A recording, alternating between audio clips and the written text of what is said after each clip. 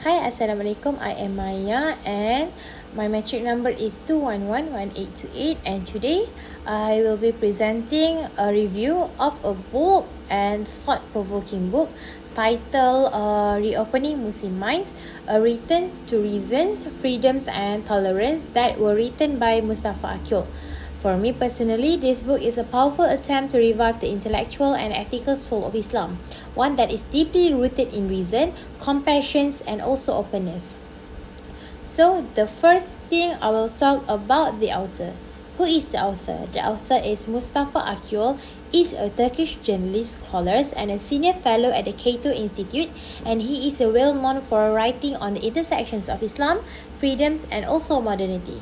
Akil himself experienced the cost of speaking out, and in fact, he was one detained in Malaysia for promoting freedom of religion, which he shares in the opening chapter of this book. Personally, his work encouraged Muslims to reflect critically to things beyond blind imitations and to return to the essence of Islam, which he argues is based on reason and mercy. So, I will talk about the central argument.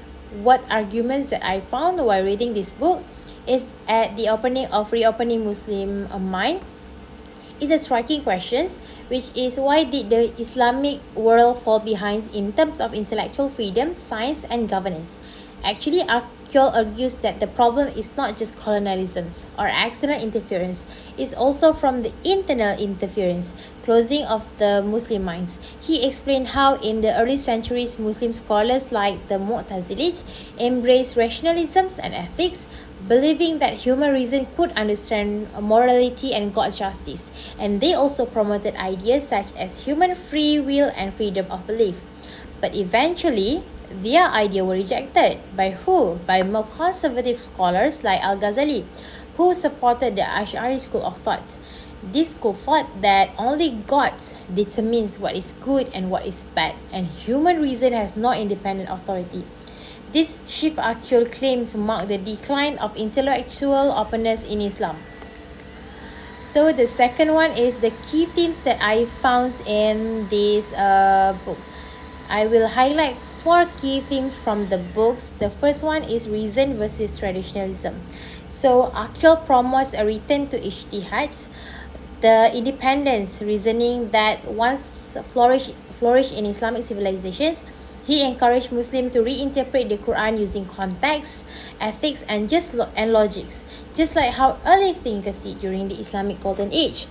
The second one is the freedom of belief and conscience. He makes a powerful case for religious freedom. For example, he argues against harsh punishment for apostasy and blasphemy, claiming that Islam does not require forced belief, and instead the Quran repeatedly says that there is no compulsions in religions. The third one is the tolerance and human rights. Akil highlights in the book that the need for compassion in Islamic law, especially in areas like women's rights, interfaith relations, and justice. Drawing from the Independence Institute's review, he showed that many Muslim majority societies today suffer from the authoritarianism itself, not just due to the religions, but due to the lack of moral reasonings and also debate.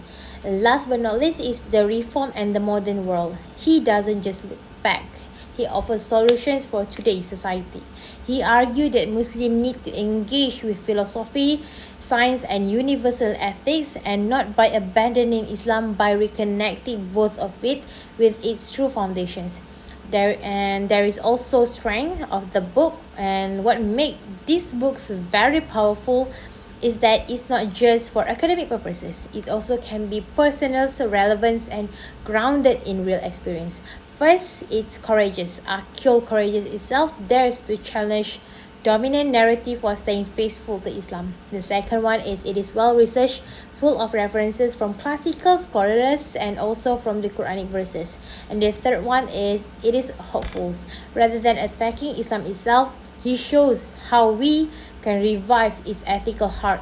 The Independent Institute praises the book for bridging Islamic theology with a liberal political philosophy, showing that Islam can flourish in a free and open society. And there is a few criticisms and limitations that I found in this book.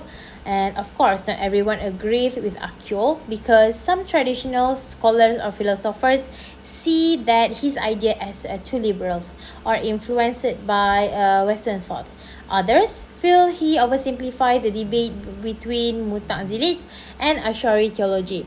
But even if one disagree, this book opens an important door, the space to think, questions, and also engage, which is what real faith should encourage. And my personal reflections while reading this book is that reading this book challenged me to reflect on my own relationship with Islam itself. It reminded me that being a Muslim, a good Muslim, isn't just about following rules. It's also about thinking deeply and seeking justice and using the minds Allah has given to us. And is also connected to my academic work on gender politics and power, showing that religions can and should evolve with human dignity and also equality. And last but not least, I come to the conclusions that reopening Muslim mind is more than just a books. It's a call to an actions, a call to open our heart, think with our minds, and revive the ethical and rational traditions of Islam. And for me, if we actually care about the futures of the Muslim world, or maybe we just want to understand Islam in a deeper way or more humanistic way, I actually recommended the youngster generations to read these books. I think that's all from me. I thank you very much, and I am Maya.